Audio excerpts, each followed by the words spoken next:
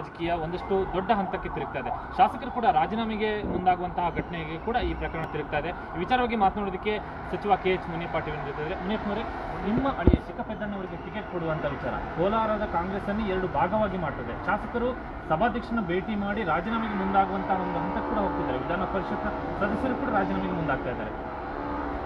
ಕಾಂಗ್ರೆಸ್ ಪಕ್ಷ ಒಂದು ತೀರ್ಮಾನ ತೆಗೆದುಕೊಳ್ತಾರೆ. ನನ್ನ ಸೋಲಿಸಿದಂಥವರೆಲ್ಲರಿಗೂ ಕೂಡ ಕಾಂಗ್ರೆಸ್ ಪಾರ್ಟಿಗೆ ಸೇರಿಸಿದ್ರು, ಪಕ್ಷದ ಹಿತದಿಂದ ಒಪ್ಕೊಂಡು. ನನ್ನ ಸೋಲಿಸಿದವರಿಗೂ ಕೂಡ ಸೀಟನ್ನು ಕೊಟ್ಟರು, ಎಲ್ರಿಗೂ ನಾನು ಒಪ್ಕೊಂಡು ಮಂತ್ರಿ ಮಾಡಿದರು. ನಾನು ಯಾವುದಕ್ಕೂ ಅಬ್ಜೆಕ್ಷನ್ ಮಾಡಲಿ, ಯಾಕಂದರೆ ಕಾಂಗ್ರೆಸ್ ಪಕ್ಷ ಉಳಿಬೇಕು. ನಾನೊಂದು ಸ್ಟೇಟ್ಮೆಂಟ್ ಮಾಡಿದೆ ಚುನಾವಣೆಗೆ ಮೊದಲು, ಕಾಂಗ್ರೆಸ್ ಪಕ್ಷ ಮತ್ತೆ ಅಧಿಕಾರಕ್ಕೆ ಬರಬೇಕು, ಎಲ್ರಿಗೂ ಸೀಟ್ ಕೊಡಿ, ಅವರೆಲ್ಲ ಗೆದ್ದು ಬರಬೇಕು. ರಮೇಶ್ ಕುಮಾರ್ಗೂ ಸೀಟ್ ಕೊಡ್ರಿ, ಗೆದ್ದು ಬರಬೇಕು ಅನ್ನೋ ಮಾತನ್ನು ಹೇಳಿ ಇವತ್ತಿನ ರಾಜ್ಯ ನೋಡ್ತಾ ಇದೆ. ನಾನೊಂದು ದೊಡ್ಡ ಸಮುದಾಯವನ್ನು ರೆಪ್ರೆಸೆಂಟ್ ಮಾಡಿದ್ದೇನೆ.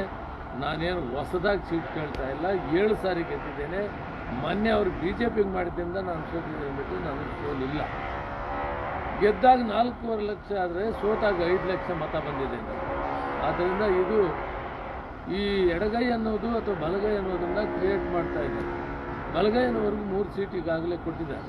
ಯಾವಾಗಲೂ ಕೂಡ ಸಾಂಪ್ರದಾಯಿಕವಾಗಿ 2 ಬಲಗೈಗೆ 2 ಎಡಗೈ ಕೊಟ್ಟು ಒಂದು ಭವ್ಯತ್ವ ಮಾಡಿ ಕೊಡ್ತಾ ಇದ್ದಾರೆ. ಇವತ್ತು ಇದನ್ನು ನಾವು ಒಟ್ಟಾರೆ ತೆಗೆದುಕೊಳ್ಬೇಕು ಅನ್ನೋ ದೃಷ್ಟಿಯಿಂದ ಇಲ್ಲಿ ನಮಗೆ ಕೊಡಬೇಕಂತ ಒಂದು ತೀರ್ಮಾನ ಆಗ್ಬೋದು.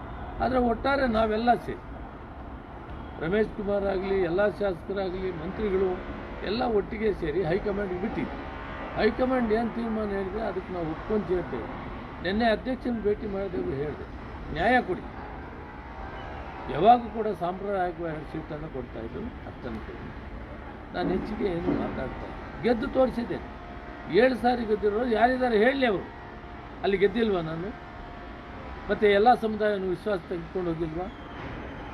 ಇಷ್ಟೆಲ್ಲ ಇರೋವಾಗ ನಾನು ಇಷ್ಟೇ ಮನವಿ ಮಾಡ್ತೀನಿ, ಅವರು ಆ ಎಕ್ಸ್ಟ್ರೀಮ್ ಸ್ಟೆಪ್ ಹೋಗೋರು ಸೂಕ್ತವಲ್ಲ.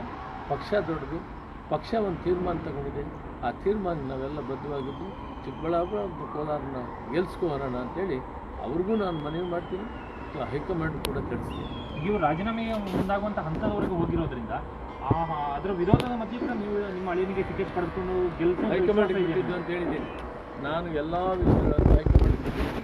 ನಾನು ಶಿಸ್ತಿನ ಸಿಪಾಯಿದ್ದೇನೆ. ನಾನು ಹೈಕಮಾಂಡ್ ತೀರ್ಮಾನಕ್ಕೆ ಬಿಟ್ಟಿದ್ದೆ. ಈಗ ನಿಮ್ಮ ಅಳಿಯನಿಗೆ ಟಿಕೆಟ್ ಸಿಗದೇ ಇದ್ರೆ ಏನು ಮಾಡ್ತೀರಿ ಸರ್? ಈಗ ಪ್ರಬಲವಾದ ವಿರೋಧ ಇದೆ. ಈಗ ಹಂತ ಹೈಕಮಾಂಡ್ ಬಿಟ್ಟಿದ್ದೀನಿ, ಅವ್ರ ತೀರ್ಮಾನ.